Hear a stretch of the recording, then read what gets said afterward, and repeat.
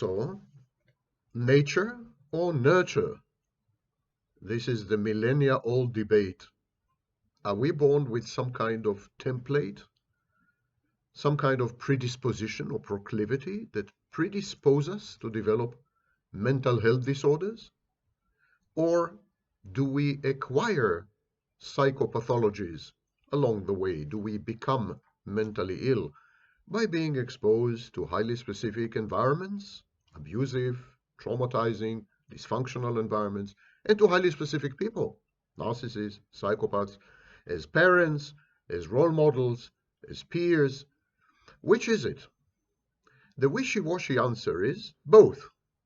We are born with a template or a predisposition, but these are not triggered. These genes are not expressed and not triggered unless and until we are exposed to an environment which is less than optimal, suboptimal, an environment which pushes us over the genetic hereditary edge into the territory of mental illness.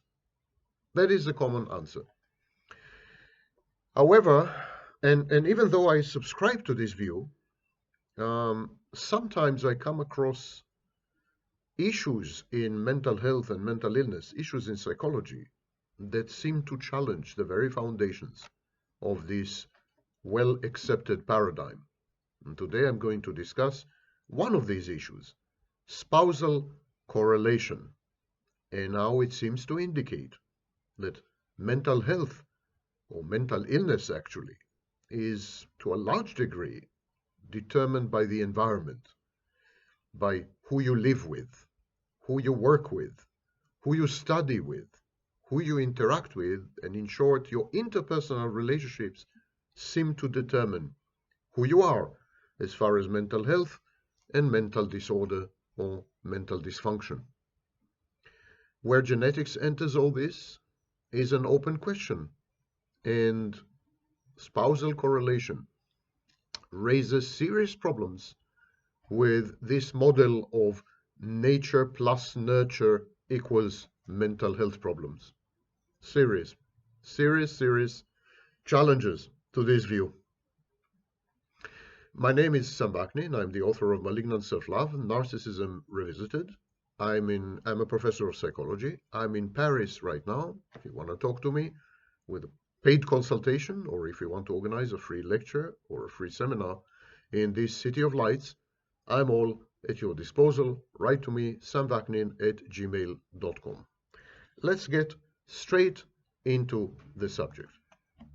I have dealt with the Diathesis-Stress Model. The Diathesis-Stress Model. I've dealt with it in another video. You can find the link in the description. The diathesis-stress, or the stress vulnerability model, says that we are born with vulnerabilities, and then we are exposed to specific environments, specific people, specific relationships, which are stressful. They induce anxiety and tension, and these trigger the vulnerability, trigger the susceptibility, and this is how mental illness or mental disorder, a mental health disorder or mental dysfunction, how they're born.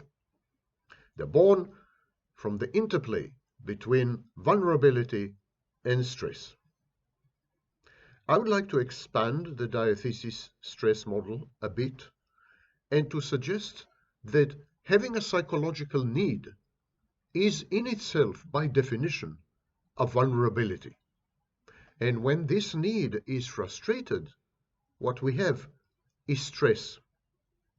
Whereas the classic, the currently acceptable, the mainstream diathesis-stress model regards vulnerabilities and susceptibilities as mostly hereditary, I suggest that our psychological needs constitute weaknesses, frailties, chinks in the armor. And so whenever our needs are not met, whenever we are not seen, whenever we are not catered to, this creates frustration, which could lead to aggression, according to Dollard. But the frustration itself is stress-inducing. The stress is secondary. The stress is not primary.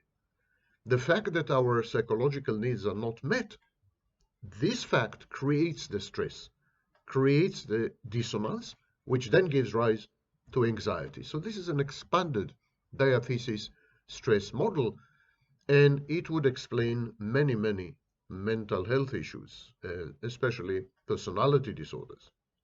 Consider, for example, paranoid ideation. The paranoid person is grandiose. The paranoid person regards himself or herself as the center of the universe. Oh, definitely the center of malign intention, the butt of a conspiracy. This places the paranoid person smack in the middle of everything. And so this focus of attention is self-aggrandizing. So the paranoid has a fantastic, grandiose self-concept. But this is not the main feature of paranoia, in my view. Although I consider paranoid personality disorder, and paranoid ideation as features of narcissism, narcissistic disorder of the self, I still believe that in paranoia there's an added layer, and that's the layer of looking for meaning. There's a psychological need, psychological dependency on meaning. The paranoid looks for meaning. Paranoid wants to make sense of his or her world. So this quest for meaning generates theories about the world. Some of these theories are known as conspiracy theories. And these theories about the world place the paranoid at the center, of course, that's the grandiose part, but at the same time, they have a hermeneutic value. These theories make sense of the world, explain to the paranoid his life and the lives of others around him, have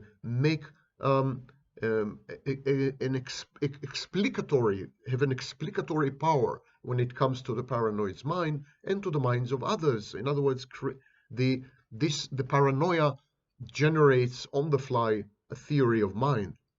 It also creates an internal working model, in that it explains why people behave the way they do in interpersonal relationships. And so paranoia is mostly about finding meaning, whereas reality is perceived as completely meaningless, random, inexplicable, mysterious, hence the conspiracy. So in paranoid ideation, we have a conflict between a psychological need for meaning that is being frustrated by reality. Reality does not sit well with the paranoid's need for meaning. Reality refuses to succumb and surrender its secrets. At that point, the paranoid chooses meaning, however counterfactual, however fantastic, however conspiratorial, however crazy, but paranoid chooses meaning over reality in order to avoid the frustration. Let's talk about avoidant people, including, for example, people with borderline personality disorder in the engulfment phase, or reactive to engulfment anxiety. Borderlines tend to become avoidant in these situations. People with avoidant relationships or avoidant attachment styles. Avoidance in general. Avoidance is a pathology in the sense that it is widely considered to be unhealthy. And it involves, again, a conflict between a psychological need that is frustrated and not met, and the alternative, which would never satisfy this need. The need is to not be hurt, to avoid harm, to avoid hurt, to avoid pain. There's pain aversion, which translates into conflict aversion and sometimes people-pleasing, but there's pain aversion. Whereas socializing always involves a modicum of hurt and pain and humiliation and insults and so on and so forth. We interact with other people. Other people are unpredictable. Many of them are insensitive, tactless, and rude even, or even sadistic. So interacting with people carries the risk of frustrating the need of not being hurt. So the solution is to avoid people, and that is avoidance. Another example, and the last one before I move on to spousal correlation, is narcissism. The narcissist's need is to maintain inflated, fantastic self-worth, to stabilize a sense of self-worth, explicit self-esteem, a self-concept, which are completely counterfactual, unreal, not grounded in anything. And so this is a psychological need. But the only way to meet this need, the only way to cater to this need, the only way to gratify and satisfy this need is to avoid the truth. And so the narcissist avoids the truth. He's not truthful. But not because the narcissist is an inveterate liar, or because he's a manipulator, Machiavellian, or because he's cunning and scheming and so on. This is the psychopath. The narcissist avoids the truth because the truth guarantees the narcissist's inability and the environment's inability to satisfy the narcissist's need to be embedded in fantasy. These are three examples. The problem with psychology, there's a double problem with current thinking in psychology. Number one, we often attribute all these things to a hereditary genetic template. As I said, some predisposition, some proclivity that is mysteriously coded in unknown, very often, genes. And while this hypothesis may yet pan out to be true in the future, at this stage we have no proof of this. So there's the first problem. And we do have a mountain of evidence that many mental health issues emerge from adverse childhood experiences and in contagion settings, when you are exposed to other people with mental health issues. Of course, such information, such data, which is overwhelming, the data are overwhelming. So the data would tend to contradict the idea that somehow mental illness is deterministically deterministically flows from and emanates from some kind of genetic arrangements of gene arrays. That's the first problem. The second problem is that we tend to pathologize whenever a need is not met and the response to the frustration is less than optimal, hampers social functioning, for example, or interpersonal relationships, we tend to pathologize the response. So we pathologize narcissism, we pathologize avoidance, we pathologize paranoia, because we say these people are sick, they need treatment. This is the medical model of psychology. And psychiatrists, therapists, and so on like to think of themselves as medical doctors, which, with the exception of the psychiatrists, they're not. And so there's this perception, this medicalization of the human soul or the human psyche. There's a need, the need is not met. If you react to the frustration in certain ways, you're healthy. If you react to the frustration in other ways, you're not healthy.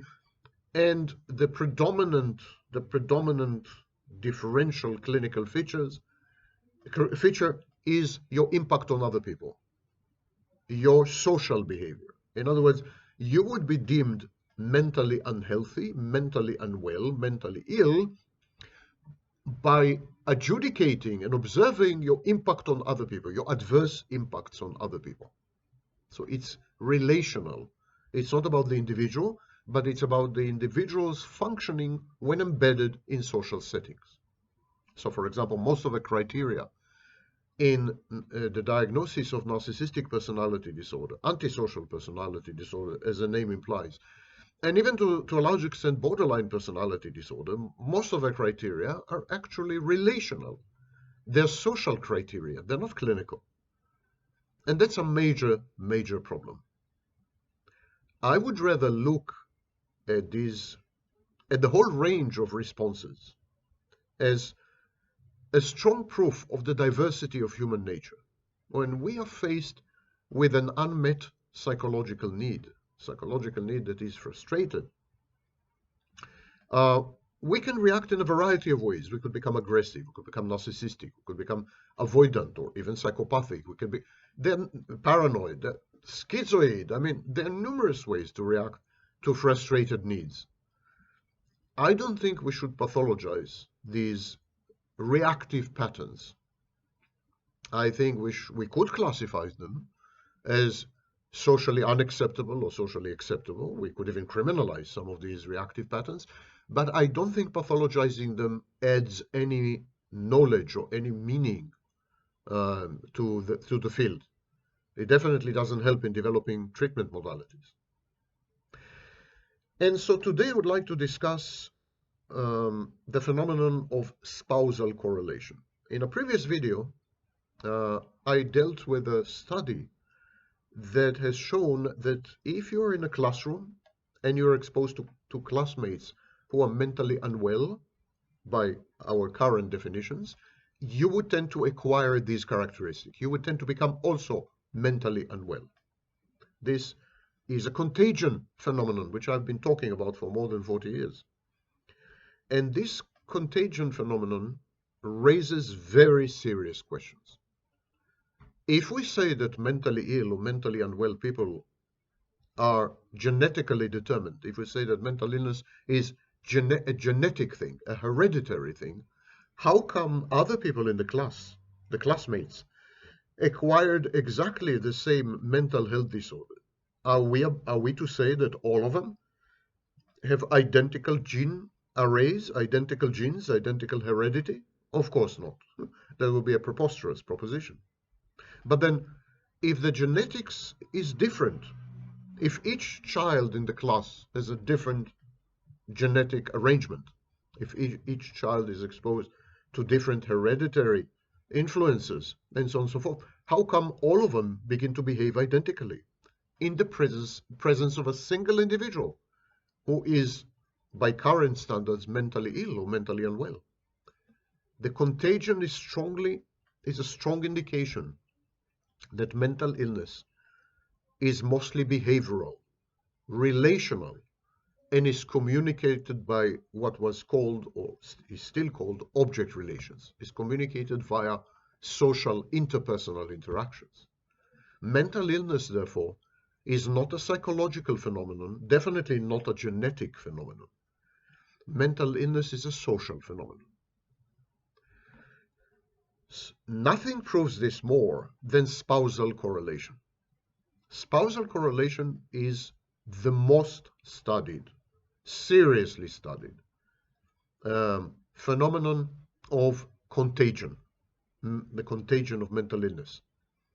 We're talking about millions of people who participated in dozens of studies across cultures, societies, periods in history, and so on and so forth. As you will see in this literature review, there is no doubt that spousal correlation is 100% objective, happens. There's no question about it. There's no debate about it. But if spousal correlation is real, if one spouse can infect the other spouse with mental illness, this is a really, really strong proof that mental illness is not genetic or not hereditary. This year, there's a study published. The authors are Dehodi, Border, Fan, and the article is titled Spousal Correlations for 9 Psychiatric Disorders Are Consistent Across Cultures and Persistent Across Generations. It was published in the magazine Natural Human Behavior, 2005. You can find the article in the literature. And what the study shows is that when you're a partner, an intimate partner, romantic partner, when you're, in short, a spouse, in a committed relationship, and the relationship is long-term, various health characteristics converge. They become shared across the two members of the couple. And this applies and extends to psychiatric disorders as well. In other words, if you spend a long time with a narcissist, you are likely to become a narcissist. If you spend a long time with a psychopath, you will acquire psychopathic traits and behaviors.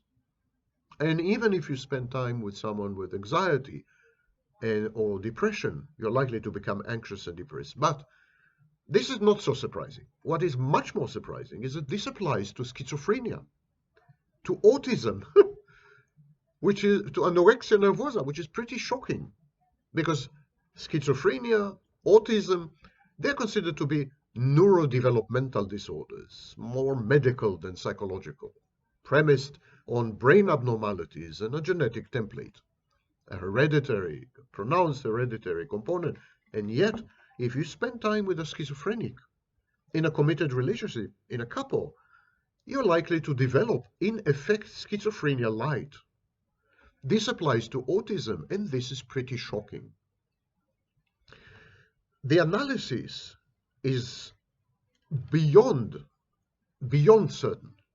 This is the kind of rigorous, heavy-duty study and research that leaves you convinced and becomes the new norm, which we cannot say, for example, about studies with regards to brain abnormalities in narcissistic personality disorder, or studies with regards to genetics, genetic load and hereditary dimensions in narcissistic personality disorders. These studies are puny and pretty meaningless, statistically speaking, and also badly designed. This is not the case with spousal correlation. This study that has just been published, as I mentioned earlier, was based on an analysis of, hold your breath, 6 million couples. 6 million couples. How can you dispute this? How can you argue with this? The couples were based in Taiwan, Denmark, Sweden. So while Denmark and Sweden have affinities, they wouldn't like me saying it.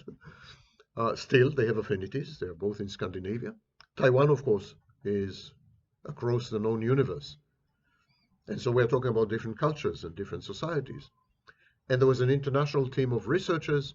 And what they found is that people were significantly more likely to have the same psychiatric conditions as their partners than would be expected by chance. I mean, dramatically more likely.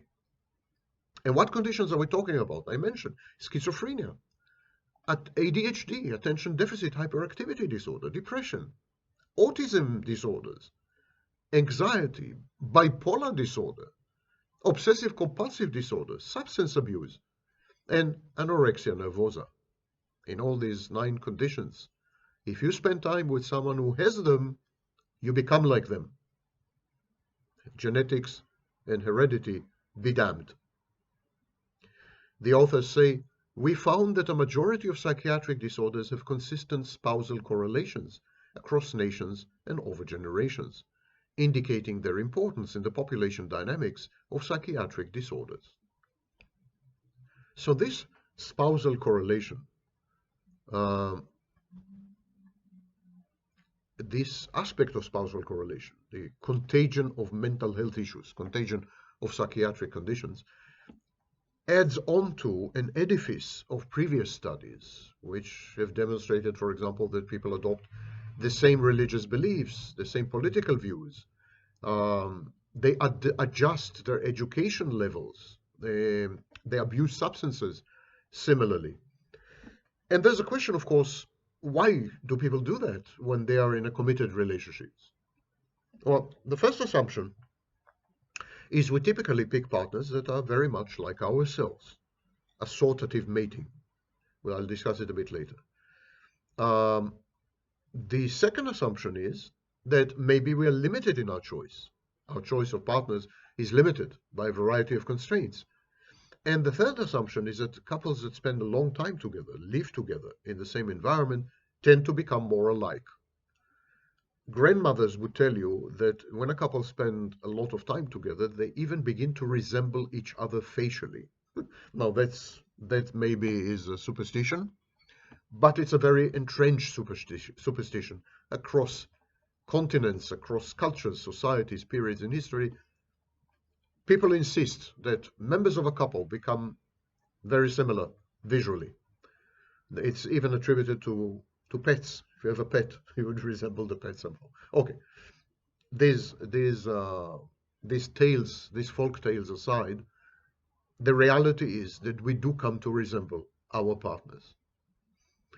And when we live with someone, when we share quarters with someone, living together is very crucial. The physical space seems to be the medium through which the contagion is communicated. The same applies to the study about classmates in a classroom.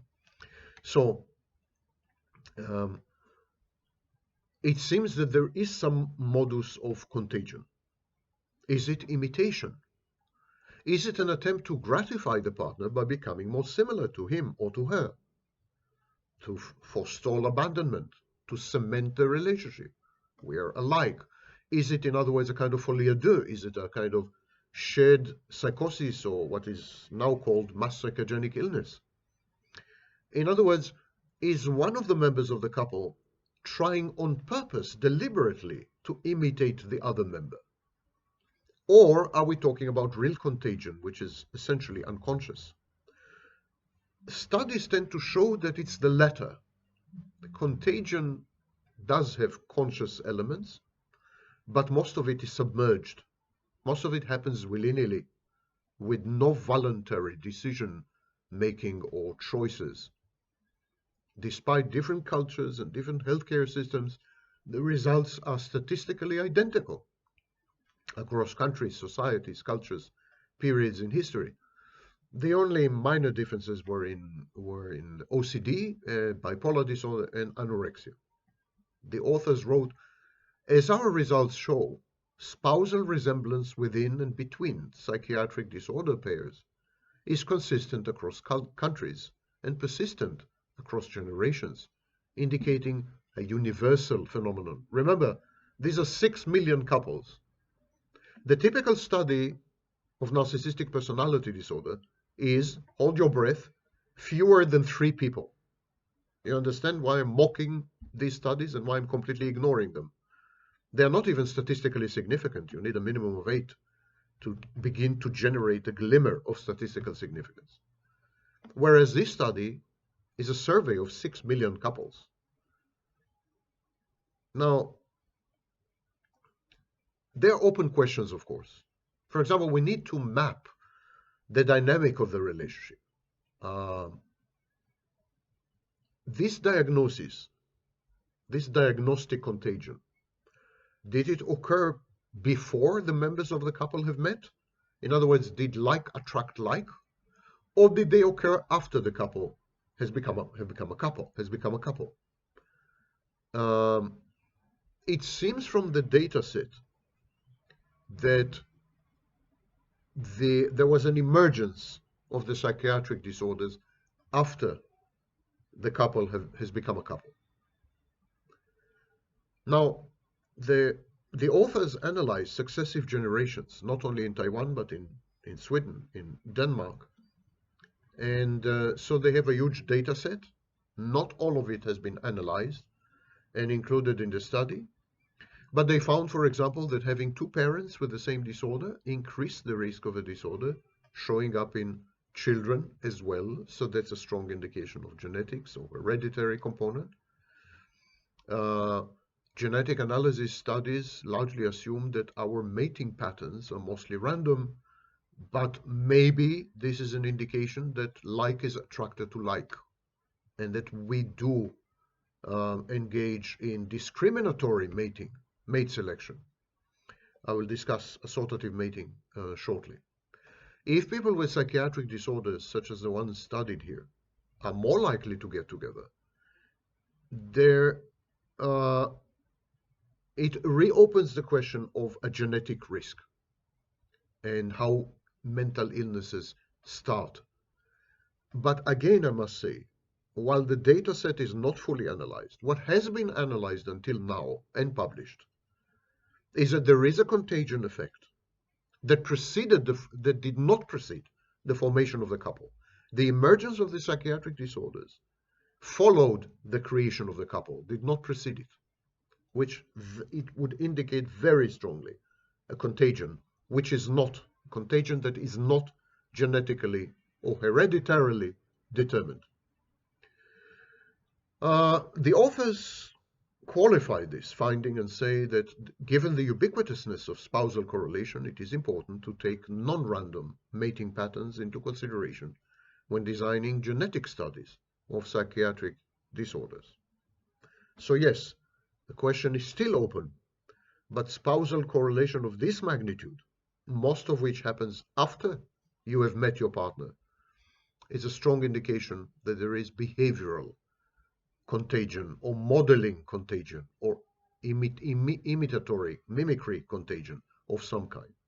I'll read to you the abstract of the study and we'll go on to other studies. Abstract. Trait similarities between spouses are a key factor that shapes the landscape of complex human traits. The driving force behind the spousal correlations can increase the overall prevalence of disorders, influence occurrences of comorbidities, and bias estimations of genetic architectures. However, there is a lack of large-scale studies examining cultural differences and generational trends in spousal correlations for psychiatric disorders.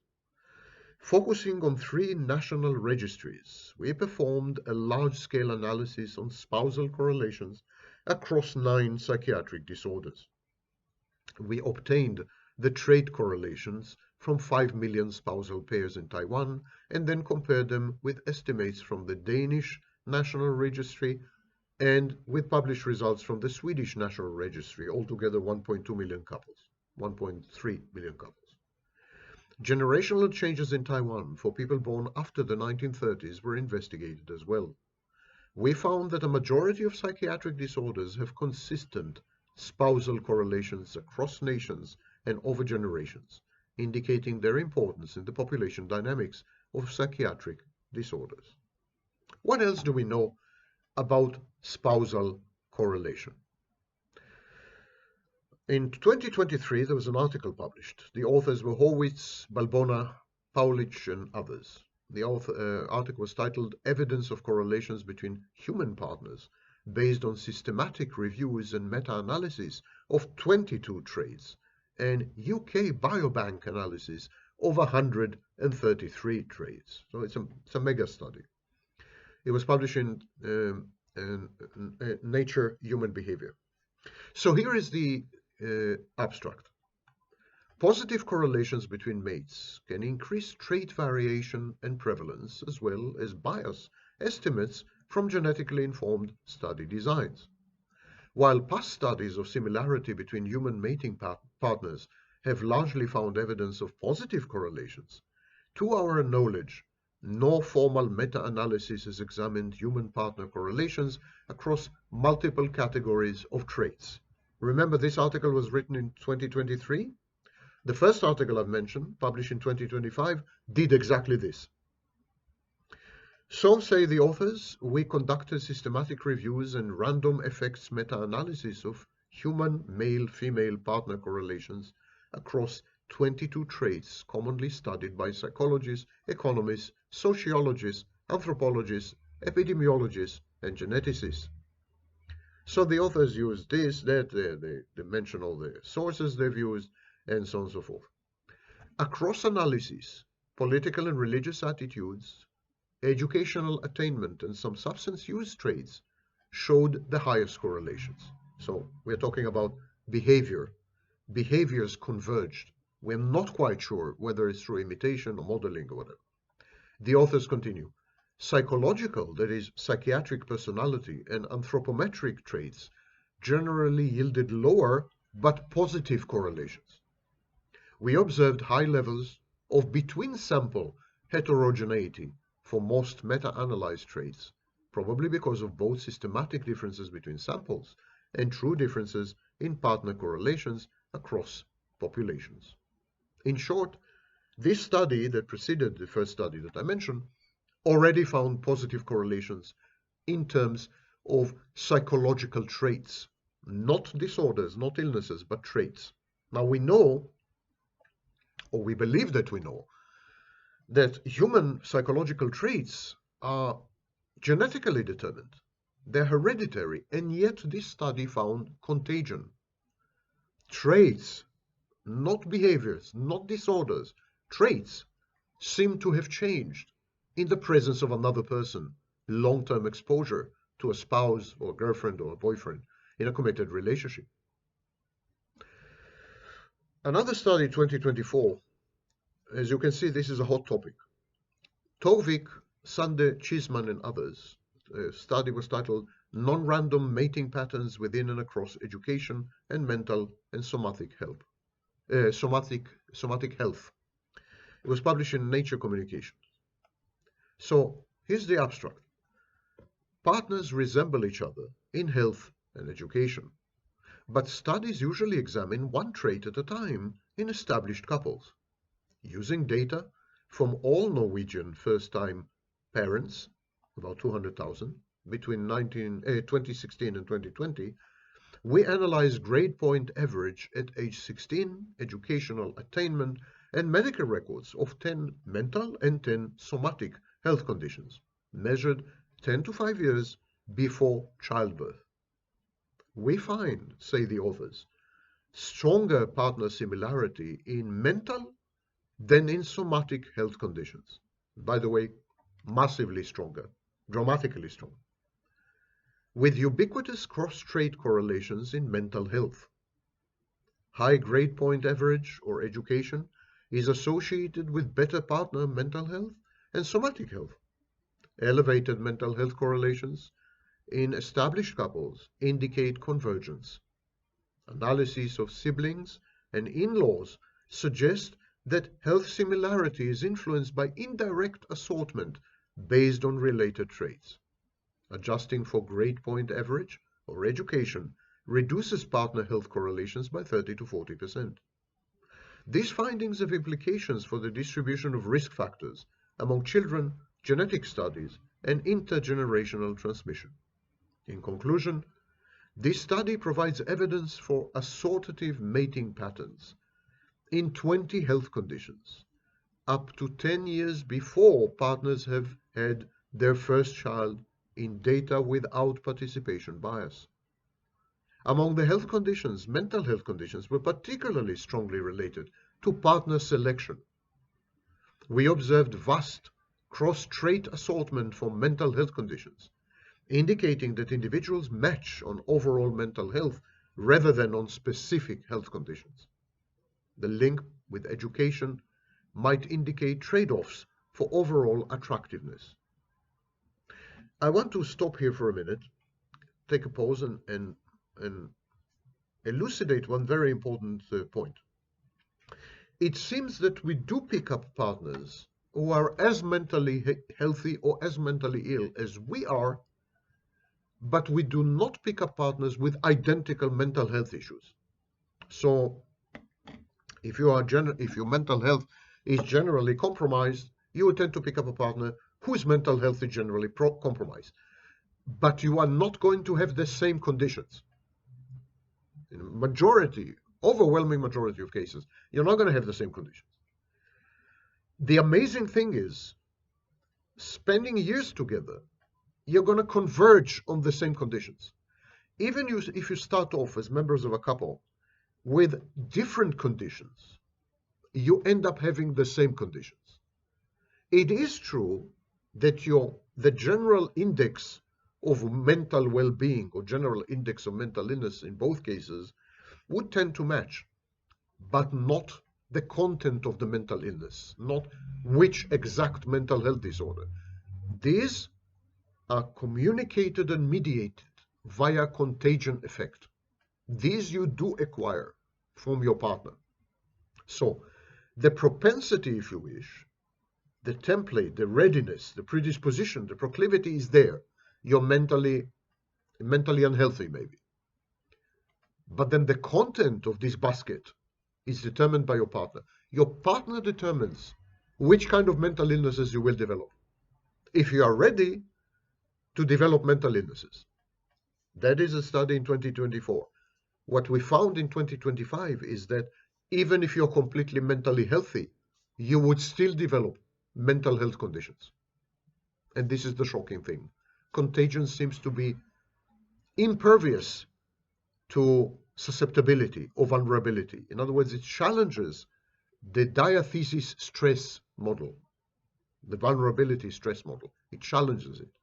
and it challenges head-on all the genetic hereditary models. The authors continue. The questions, assumptions in genetic designs, and these questions, these issues that I've just mentioned, question assumptions in genetic designs. They undermine the genetic explanation, the genetic paradigm, and could have consequences for the distribution of risk factors among children. In general, partner resemblance could not be explained with direct assortment. All this information could only, to a moderate degree, account for partner similarity and mental health. In other words, prior to the exposure to the couple, all the information we have cannot explain the development of mental health conditions later. The only explanation is the presence of a partner. The use of prospective data ensured that partner resemblance was not merely due to convergence, and the comparison with cross-sectional data indicates that studies without prospective data do not precisely reflect assortative mating. Indirect assortment appears the best explanation for partner similarity, raising important questions on mate choice and complicating models of partner similarity. So what these authors are proposing is that we tend to choose partners who would be amenable, susceptible, vulnerable to the contagion. They are not disputing the existence of a contagion. They're just saying it's the outcome of assortative mating. We select people who would be there to be infected. We are like, I mean, when someone is mentally ill, they're like a virus. They're looking for a cell to infect. And they're looking for cells to infect which are already wide open, which are already vulnerable and susceptible. Assortative mating, continue the authors, the non-random matching of partners, is commonly studied from the perspective of social inequalities. Strong assortment for educational attainment is well documented across disciplines, and partners often resemble each other in mental and somatic health. Recently, there has been a revived interest in matching across traits. This is important because people do not choose their partners based on one phenotype at a time, but holistically. We build upon the well-established links between educational attainment and health and investigate assortative mating patterns within and between these interconnected phenomena in population-wide data. This provides insight into the clustering of education and health within families. A comprehensive catalogue of partner correlations based on the UK Biobank presented partner similarity in 133 phenotypes, including educational attainment and symptoms of mental disorders. However, previous studies are, with few exceptions, limited to cohort samples with healthy volunteer selection bias. Issues related to selective non-participation are amplified in studies of couples, as both partners need to participate.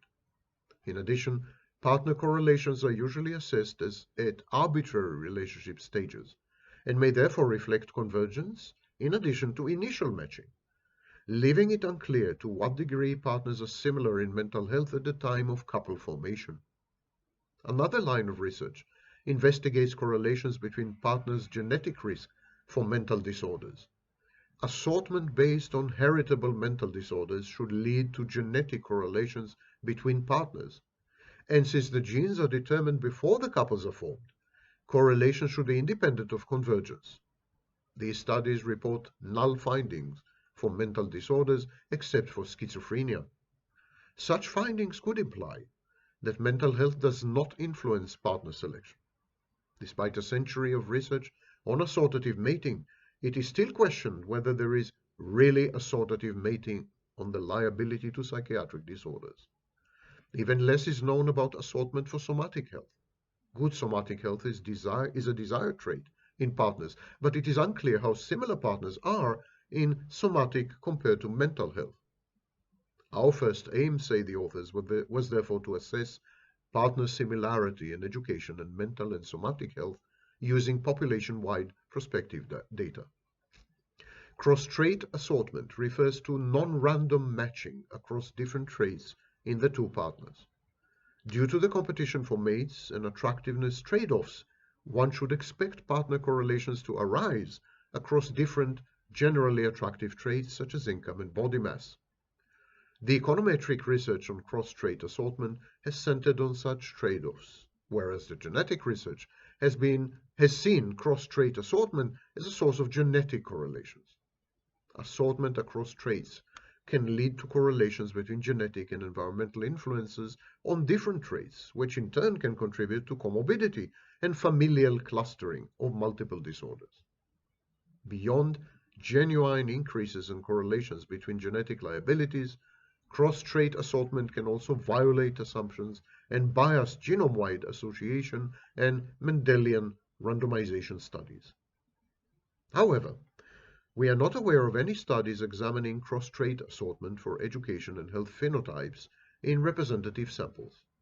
Addressing this gap, our second aim was to determine the degree of cross-trait assortment for education and a broad selection of health conditions.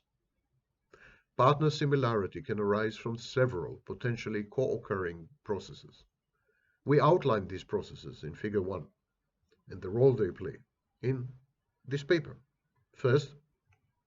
The first process that may affect partner similarity, direct assortment or primary phenotypic assortment, means that partners resemble each other in traits because the observed trait influences partner selection.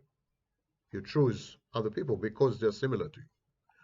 Direct assortment is a sufficient explanation for partner similarity when it comes to height, for example.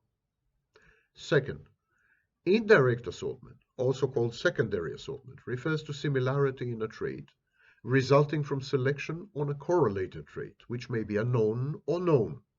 For instance, similarity in a specific mental disorder could arise from assortment on psychiatric vulnerabilities. If one trait, such as attractiveness, underlies assortment for multiple other traits, cross-trait assortment can be observed for these other traits as well. Direct assortment on an imperfectly measured phenotype can statistically resemble indirect assortment on an unobserved phenotype. In such cases, assortment may be said to be direct for the trait of interest, but indirect for the indicator. The third process which may impact partner similarity is social stratification or social homogamy. It refers to individuals selecting each other based on environmental proximity, which incidentally make them similar in the phenotype of interest. Social stratification has been found to play a small to moderate role in partner similarity. The fourth process is convergence. It refers to partners becoming more similar over time, either because they influence each other or because they share the same environments.